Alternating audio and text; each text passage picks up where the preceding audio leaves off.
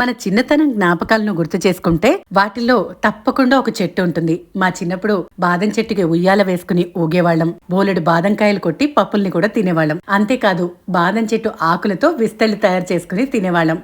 మీరెవరైనా ఏదైనా ఆకులతో ఇలా విస్తళ్ళు తయారు చేశారా? ఆ వివరాల్ని కమెంట్ సెక్షన్లో తప్పకుండా తెలియజేయండి.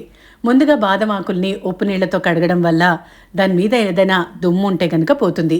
ఈ ఆకులు చాలా లేతగా ఉన్నాయి. మీరు విస్తరి కుట్టడానికి మంచి ఐడియల్ అంటే మాత్రం కొంచెం ముదురాకులనే తీసుకోవాలి. వాటిని శుభ్రంగా తుడిచేసుకుని డైరెక్ట్గా మనం ఇడ్లీ, ఉప్మా లాంటి టిఫిన్స్ పెట్టేసుకుని తినేసేయచ్చు. ఇక్కడ నేను 2 ఇడ్లీల్ని ఈజీగా సర్వ్ చేసేసుకోగలిగాను. అంతేనండి, ఎంజాయ్ చేయొచ్చు. ఆ తర్వాత వీటిని పెద్ద సైజు విస్తరిలాగా కుట్టాలంటే ఒక కొత్త చీపురు పుల్లని తీసుకోండి. ఇక్కడ నేను కొబ్బరి చీపురుని తీసుకుంటున్నాను. సన్నటి పుల్లల్ని ఏరి తీసుకోండి. వాటిని చక్కగా శుభ్రం చేసుకోండి. అంతే, మనం విస్తరి కుట్టడానికి పుల్లలు రెడీ అయిపోయినట్టే. కొంచెం పుల్లలు కనుక లావుగా ఉంటే ఇలా చాకుతో వాటిని గీకేస్తే సన్నబడిపోతాయి. అంటే మీకు కావాల్సిన మందంలో వాటిని అడ్జస్ట్ చేసుకోవచ్చు.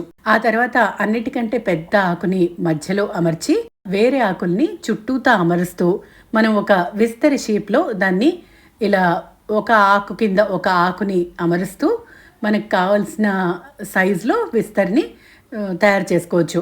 మీకు పెద్ద విస్తరి కావాలంటే చుట్టూ పెట్టే ఆకుల సంఖ్యని ఇంకొకటి పెంచవచ్చు.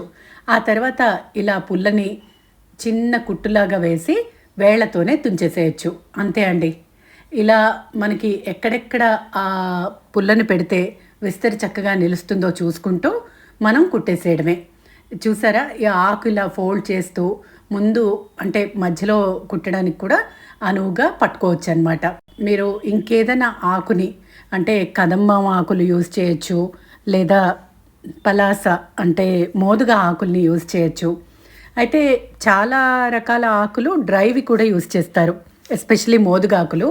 ఇది మాత్రం మనం ఫ్రెష్ ఆకులనే ఉపయోగిస్తూ ఉంటాం అన్నమాట. మేము ఒకసారి కేరళ వెళ్ళినప్పుడు అక్కడ హిల్ స్టేషన్లో అడుగడుగున మ్యాగీ దొరుకుతుంది.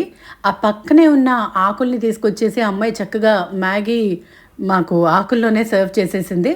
వాటిని చక్కగా చెట్టు కిందే వేసేసింది. అదొక పెద్ద అడ్వాంటేజ్ కదండి.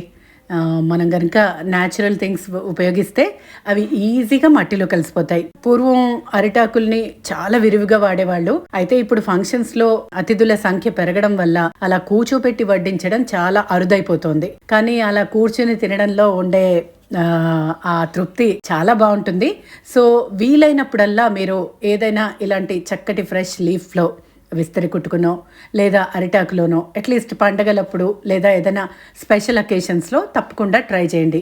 అరిటాకు లేదా మర్రి ఆకు లేదా మోదుగాకు, కదంబం ఆకు లేదా బాదం ఆకు, ఇలా చాలా రకాల ఆకులు మనం భోజనం వడ్డించేందుకు ఉపయోగిస్తామన్నమాట.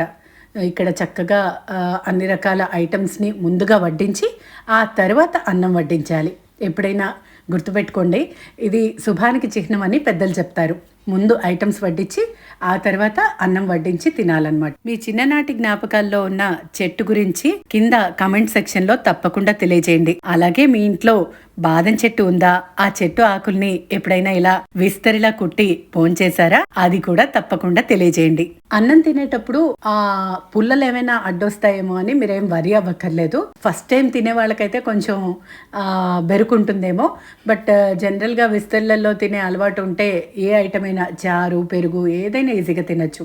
ఆ తర్వాత మడిచేసి చక్కగా మనం కంపోస్ట్ బిన్లో వేసేసేయచ్చు.